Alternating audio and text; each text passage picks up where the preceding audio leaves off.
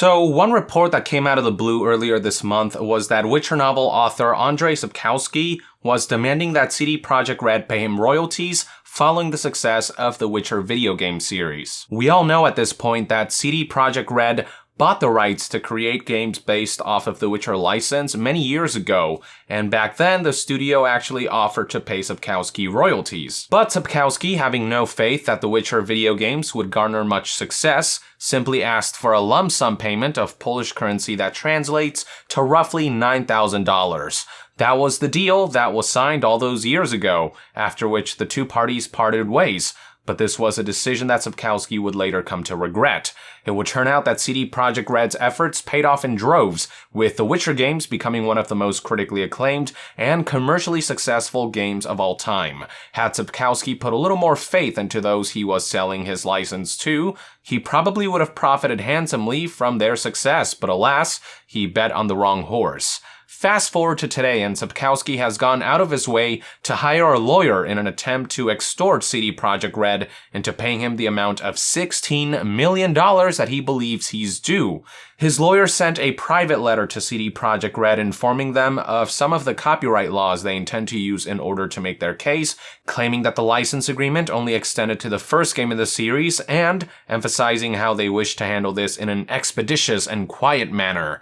The letter even went as far as to threaten how CD Projekt Red's stock and reputation might suffer should the studio make this copyright claim public or take this case to court as a means to demand that they simply give up the $16 million without a struggle. There are straight-up undertones of extortion permeating throughout this text, and it's something that CD Projekt Red just wasn't having. The day after the letter was sent, CD Projekt Red came right out and not only publicly published the letter on their website to warn their investors, they also issued a prompt response in which they assured that Sapkowski's demands are completely groundless, that all copyright to the Witcher games were acquired legitimately and legally, and that all payment and liabilities related to the license have been discharged as per the original contract. Now, Sapkowski's lawyer demanded that a discussion surrounding this issue must occur no later than October 19th, 2018, if the studio wished to avoid a legal battle, which was a week ago as of the publishing of this video, but we haven't heard any new developments on this front since.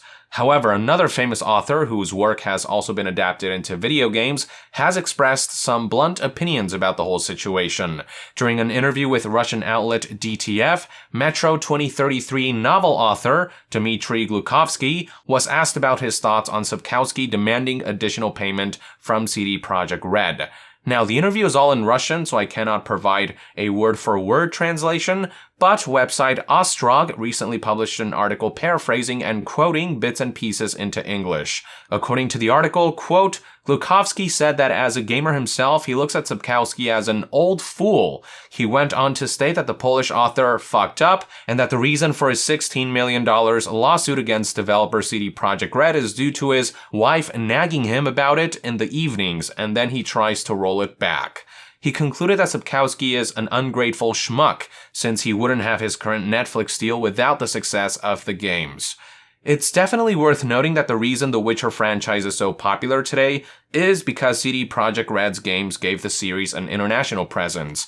While the Witcher novels have always been renowned in Poland before the games even came out, most other parts of the world never even knew these books existed prior to the release of the games. So even if Sapkowski missed out on the royalties from the Witcher games, royalties that he himself rejected after CD Projekt Red offered, his novels definitely received a sales boost, and the influence of his work garnered further outreach, spreading worldwide.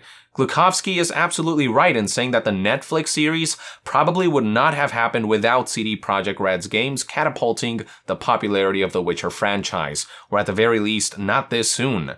Plus, with a Netflix show, the Witcher name will only further expand its audience base by drawing in television viewers as well on top of the book readers and gamers. Not to mention the creative fulfillment of seeing your work come to life on a wide variety of mediums. In the case of the Netflix show, Sapkowski is seemingly acting as a creative consultant, though in another interview he expressed that he's separating his novels from any adaptations as much as possible, and that he's purposely wanting to avoid any knowledge about the production side of things. However, according to Lauren Hisrich, showrunner for the Witcher Netflix series, Sapkowski did like what Lauren has shown him of her take on his books, and the author is part of the creative team, even if he isn't writing any scripts or being directly involved in a hands-on kind of way. So yeah, I mean, it's not as if Sapkowski's been having it rough for regretfully choosing a one-time payment rather than royalties.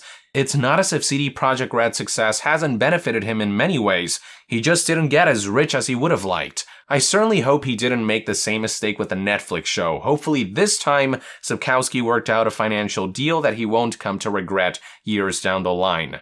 Now, this isn't the first time that Glukhovsky has publicly called out Sapkowski for the things he said or done. A year and a half ago, back in April 6, 2017, after The Witcher author lambasted video games for not being sophisticated enough for storytelling, after he resented how CD Projekt Red's Witcher games garnered such a wide reach while claiming they're going out of their way to hide the fact that the games are based on his novels, which is not true, and he insisted that more people play the games because they read the books first rather than the other way around. In response to that, when Waypoint reached out to Glukhovsky for comment, his response was, quote, "I think that he's totally wrong and that he's an arrogant motherfucker. Without the gaming franchise, the Witcher series would never get this crazy international readership that it has. And it's not just about the gamers, but the gaming press and the buzz it creates, and just the feeling of something great and massive and impressive coming out. This got people hooked. He would remain a local Eastern European phenomenon without this, but he would never break into the West. And the same goes for my Metro books."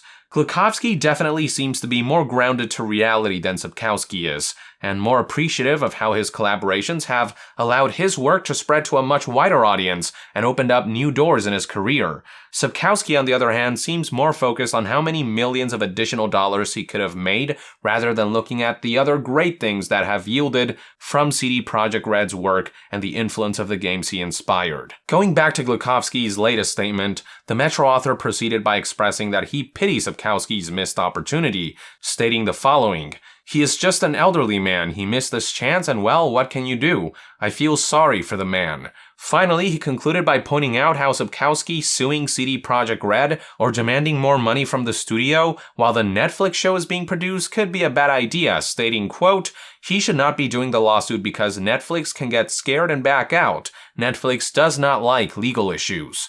If you ask me, the Witcher Netflix series seems too far into development for the streaming service to just fully back out and pull the plug at this point. And without any correlation between the Witcher games and the Netflix show, this case may be something Netflix doesn't really have to concern itself too much with. Then again, lurking legal battles are bound to make Netflix nervous, especially when Sapkowski is actually part of the creative team, even if only as a creative consultant, so it's not impossible that they might try to mitigate this before it gets too ugly. Even if it's not a legal concern for Netflix, they do have to consider the kind of negative PR that could bleed into their project if the conflict between Sapkowski and CD Projekt Red keeps on brewing. Either way, this is where we're at right now, and I for one agree that Sapkowski is something of an ungrateful schmuck. The guy is clearly a very talented writer, so mad props there, but it's been no secret that he's also a self-important prick. I sympathize with the regret he must feel of basically throwing millions of dollars worth of royalties down the toilet, but that's a bet that he made himself by thinking short term, and even then he's been doing just fine. Now, the contents of the contract that CD Projekt Red and Sapkowski agreed upon are still largely unknown, and Polish copyright laws have their own stipulations, so whether Sapkowski legally has a case here does remain to be seen. All I know is that the guy's trying to make it look like CD Projekt Red went out of their way to fuck him over when the guy fucked himself, all while legally threatening and extorting the company that gave Witcher a meteoric boost, and that's just all around a pretty dick move. I suppose only time will tell how matters will resolve based on the contents of the contract, but with the information we know now, all things considered, much like Glukhovsky, I am siding with CD Projekt Red on this one. These are one man's perspective anyway. I'd love to hear what your take is on Glukhovsky's statement and on Sapkowski's lawsuit and demand for additional money in the comments below. With that, I would like to end this news update. Thank you for tuning in. If you enjoy my content and would like to support this channel directly, consider donating on Patreon. And to be further updated on all things gaming news, reviews, and discussions, stay tuned right here on Young Yeah. I'll see you guys next time. Young out.